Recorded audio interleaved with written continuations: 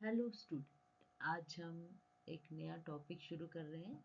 हम कंटिन्यूएशन में कर रहे हैं क्योंकि पीछे हमने एक्वाकल्चर और पिसिकल्चर के बारे में स्टडी किया था।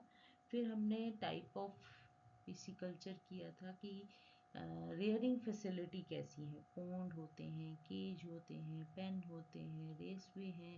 इन डिफरेंट टाइप के जो है पिसिकल्चर थे कि रेयरिंग फैसिलिटी कैसी है बेस पे। अब हम नेक्स्ट जो है अदर टाइप के जो है पिसिकल्चर के बारे में स्टडी करेंगे। हम बहुत ब्रीफली अब बहुत अच्छे से जान चुके हैं एक्वाकल्चर, जिसमें कल्टीवेशन, रेयरिंग, रेजिंग एंड जो होता है वो एक्वेटिक ऑर्गेनिज्म को हम करते हैं commercial, recreational and public purpose के लिए। जो फिश फार्मिंग होती है जिसको हम पिसिकल्चर बोलते हैं, उसको हम उसमें हम कमर्शियल ब्रीडिंग करते हैं फिश की। हमारा जो मेन जो फोकस होता है वो फूड के ऊपर होता है, और यहाँ पर फिश को हम फिश टैंक या पोंड जो भी है उनके अंदर जो है इनको रेयर करते हैं। मोस्ट एक्वाकल्चर सिस्टम जो है हमने बताया था उनको हम क्लासीफाई कर सकते हैं। तो हमने जो हमारा प्रीवियस जो लेक्चर था उसमें हमने टाइप ऑफ रियरिंग फैसिलिटीज़ के ऊपर किया था। पोन्ड्स क्या होते हैं, कितनी तरह के पोन्ड्स हो सकते हैं, उनके क्या एडवांटेजेस हैं। फिर हमने केजेस के बारे में पढ़ा था, रेसवेज जो हैं उनके बारे में पढ़ा था, पेन्स, एनक्लोजर, टैंक्स। ठीक है, तो आज हम बी पार्ट में हम करेंगे कि एक्वाकल्चर को हम वाटर एक्सचेंज सिस्टम के थ्रू कैसे डिफरेंट टाइप के हो सकते हैं। तो अगर हम वाटर एक्सचेंज देखते हैं तो टू मेन सिस्टम रहते हैं, ओपन सिस्टम और close system.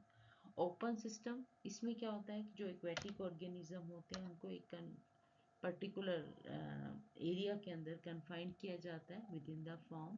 In substantial amount of water दी जाती हैं, लेक हो या ओशन हो, ताकि वाटर की क्वालिटी जो है वो मेंटेन रहे। वहाँ पर हम नेचुरल फ्लो और प्रोसेसिंग जो है वो मेंटेन रखते हैं। अब यहाँ पर ओपन सिस्टम में क्या होता है, इन्वायरमेंट जो होता है वो फिश फार्म का होता है।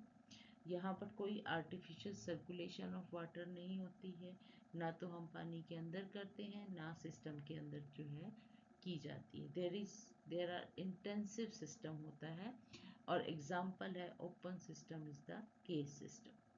दूसरा, अगर वो क्लोज सिस्टम है, अब ओपन सिस्टम में तो क्या हुआ कि हम उनको जो है फीडिंग है सब जो है उनको कंट्रोल वे से करते हैं।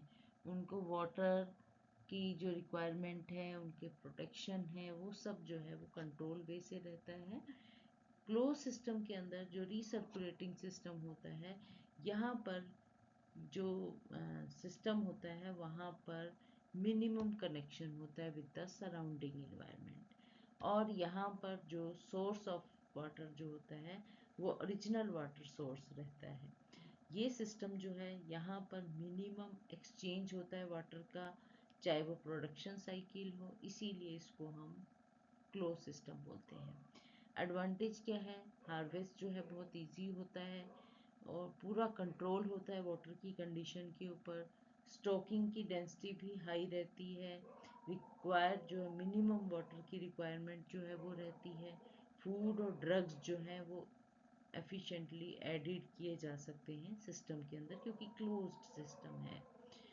डिसएडवांटेज रहता है कि कैपिटल कॉस्ट जो है वो हाई रहती है, और इसमें बहुत केयरफुल मैनेजमेंट की ज़रूरत होती है, समय समय पर चेक करना पड़ता है, क्योंकि एकदम क्लोज सिस्टम है तो किसी भी तरह की कोई भी अगर आपको प्रॉब्लम फेस करनी पड़ती है तो उसको उसी समय जो है उसको कंट्रोल करना पड़ता है। रैपिड स्प्रेड ऑफ डिजीज हो सकता है। यहाँ पर जो हमारा ओपन सिस्टम है उसमें हमने natural flow of water, natural processing जो है वो रखी हुई है, लेकिन क्लोज सिस्टम के अंदर जो हम वाटर को रिसर्कुलेट करते हैं वो हमारा जो है कन्फाइंड एरिया होता है। एक लेबर भी इसमें ज़्यादा लगती है। ठीक है, ये ओपन टाइप का सिस्टम रहता है, इसको हम केस सिस्टम इसका एग्जांपल ले सकते हैं। जो हमारा क्लोज और रिसर्कुलेटिंग सिस्टम होता है वो हमने देखा था, रेसवे हो सकते हैं, पोन्ड्स हो सकते हैं। ठीक है, जिनके अंदर हम क्लोज या रिसर्कुलेटिंग सिस्टम, वाटर जो है वो रिसर्कुलेट जो है अगेन एंड अगेन जो है वो यूज़ किया जा सकता है। अगर हम इंटेंसिटी ऑफ कल्चर को देखें तो हम एक्वा कल्चर को जो है वो भी दो पार्ट्स में डिवाइड कर सकते हैं। एक्वा कल्चर जो है जिसमें हम लोकल फोटोसिंथेटिक प्रोडक्शन करें, यानी कि जो एक्सटेंसिव सिस्टम के अंदर आ जाता है, या फिश को हम एक्सटर्नल फूड सप्लाई दें, सप्लीमेंट दें, जो कि इंटेंसिव के अंदर आता है। अब जैसे हमने देखा ओपन सिस्टम के अंदर इंटेंसिव सिस्टम था, ठीक है। जो एक्सटेंसिव या कन्वेंशनल सिस्टम होता है उसमें क्या होता है कि जो एक्वाकल्चर होता है उसमें मैनेज करना जो होता है कम से कम होता है। फिश फार्मिंग के अंदर लिटिल केयर जो है वो देनी पड़ती है क्योंकि एनक्लोज सिस्टम रहता है। इसमें लार्ज पॉन्ड होते हैं जिनका साइज भी बड़ा रहता है, जिनकी स्टॉकिंग डेंसिटी जो है लिमिटेड होती है, ठीक है। और कोई सप्लीमेंट फूड जो है इनको नहीं देना पड़ता है, लिमिटेड इनपुट रहती है ताकि फिश की ग्रोथ और सर्वाइवल जो है वो मेंटेन किया जा सके। कोई एरिएशन या फर्टिलाइजेशन की रिक्वायरमेंट नहीं होती है। यील्ड जो होती है वो पुअर रहती है, लेबर और इन्वेस्टमेंट कॉस्ट जो है वो लो रहती है, और ये इनकम भी इनकी जो है वो लो रहती है। इंटेंसिव सिस्टम के अंदर हाई इंटेंसिटी एक्वाकल्चर होता है जिसमें यील्ड जो है वो ज़्यादा रहती है, स्टॉकिंग रेट भी ज़्यादा होगी, ठीक है। और वेल मैनेज फॉर्म होता है फिश फार्मिंग का। फिश को हम कंप्लीट डाइट जो है, प्रोटीन रिच डाइट जो है वो देते हैं। बीएमपी जो होता है जो इनका मेंटेन होता है, वाटर क्वालिटी पैरामीटर जो है, ठीक है। और इनके इंटेंसिव सिस्टम में भी पॉन्ड हो सकते हैं, रेस। तो हमारा जो इंटेंसिव सिस्टम रहता है उसके अंदर पॉन्ड आ जाते हैं, श्रिम्प पॉन्ड ज़्यादातर ग्रो करवाए जाते हैं, जो कि ट्रॉपिकल और सब ट्रॉपिकल रीजन में रहते हैं। अगर हम रेसवे देखते हैं, ट्राउट स्पीसीज आती हैं टेम्परेट रीजन के अंदर। ये जो एक्सटेंसिव है जिसको कन्वेंशनल सिस्टम बोलते हैं, इसमें तो हमने देख लिया कि नेचुरल प्रोडक्टिविटी रहती है, हमें मिनिमम इनपुट जो है वो लगाए जाते हैं, लेबर कॉस्ट भी कम होती है, प्रोडक्शन भी कम होती है, नेचुरल फूड के ऊपर जो है वो बेस रहता है, ठीक है। और यील्ड भी कम होती है, कॉस्ट भी कम होती है। जो इंटेंसिव है जिसके अंदर हमारा जो लेबर रहती है वो स्किल्ड लेबर की रिक्वायरमेंट होती है, क्योंकि हमारा इनपुट जो है वो हम बाहर से सब कुछ देते हैं, डाइट देना टाइम पर, मैनेज करना पूरा, ठीक है। तो सारी चीज़ें जो हैं वो ध्यान रखनी पड़ती है, तो कॉस्ट जो है हमारी इंटेंसिव के अंदर ज़्यादा आती है। इसके बीच की एक और होती है जो हाइब्रिड टाइप की होती है, इंटेंसिव और एक्सटेंसिव के बीच की। तो वो भी आजकल जो है वो यूज़ की जाती हैं, जिसमें जो डाइट है वो थोड़ी कम कर दी जाती है, नेचुरल रिसोर्सेज ज़्यादा रहते हैं इस तरह से। तो इस तरह से इंटेंसिव और एक्सटेंसिव फिश फार्मिंग जो है वो की जा सकती है। आप देखिए इंटेंसिव फार्मिंग के अंदर यही फिश जो है बहुत जल्दी जल्दी जो है बड़ी हो जाती हैं, क्योंकि हमने डाइट जो है उनको कंप्लीट डाइट देते हैं, ठीक है, वेल मैनेज होता है। और यहाँ पर जो है वीडिंग जो है वो भी थोड़ी कम रहती है, मोनोकल्चरल फॉर्म रहता है।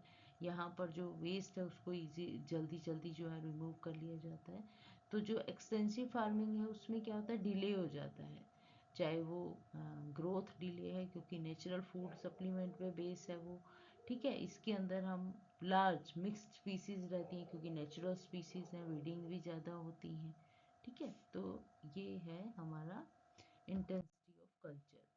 अगर हम थर्ड जो हमारी टाइप है base of fish farming method कौन सा हम यूज़ कर रहे हैं, हम मोनोकल्चर यूज़ कर रहे हैं, जिसके अंदर हमने पढ़ा था कि सिंगल स्पीसीज को जो है वो रियर किया जाता है इस कल्चर सिस्टम के अंदर। इसमें हाई वैल्यू रहती है और ये मार्केट ओरिएंटेड रहता है कि जिसकी डिमांड है, जिस फिश की डिमांड रहती है उस पर्टिकुलर एरिया में, उसी की जो है वो फार्मिंग की जाती है, जिसके कारण हाई वैल्यू रहती है उसकी। और इंटेंसिव सिस्टम रहता है क्योंकि हमने सिलेक्टेड फिश लेनी है और हमारा जो सिस्टम होता है वो सारा वेल मैनेज्ड होता है। तो मेजर फिश जो कल्टीवेट की जाती हैं मोनोकल्चर में, ट्राउट्स रहती हैं, टिल्पिया रहती है, कार्ब्स होती हैं। पॉलीकल्चर जो होता है, जैसे कि नाम से दिखा रहा है, यहाँ से दो या उससे ज़्यादा फिशेस जो है वो फार्म की जाती हैं। स्पीसीज का जो सक्सेसफुल स्लॉट होता है वो एक साथ रहता है, ठीक है। क्यों? क्योंकि उनकी सबकी फीडिंग हैबिट डिफरेंट होती है, और तो डिफरेंट निश के अंदर जो है अपने आप को ग्रो करवाती हैं, तो कंपटीशन कम रहता है। इसको हम कंपोजिट फिश कल्चर भी बोल देते हैं। इस फिश सिस्टम के अंदर जो है कटला या सिल्वर कार्प जो सरफेस फीडर है, रोहू जो कॉलम फीडर होती है, मृगल या कॉमन कार्प जो होती है बॉटम फीडर होती हैं, अदर फिश जो एक्सक्रीटा के ऊपर जो है वो डिपेंड करती हैं, कॉमन कार्प और हेल्प टू जो कि अब देखिए डिफरेंट टाइप ऑफ फिशेस जो है डिफरेंट निश के अंदर जो है वो रहती हैं, जिसके कारण यहाँ पर जो प्रोडक्शन है वो डिफरेंट फिश की जो है एक साथ की जा सकती है, ज़्यादा इकोनॉमी रहती है इसमें। मोनोसेक्स कल्चर के अंदर हम सिर्फ फिश के सिंगल सेक्स का या आइदर फीमेल और मेल फिश को जो है वो ग्रो करते हैं। टिलपिया जो है इसका एक बहुत अच्छा एग्जाम्पल है। Thank you.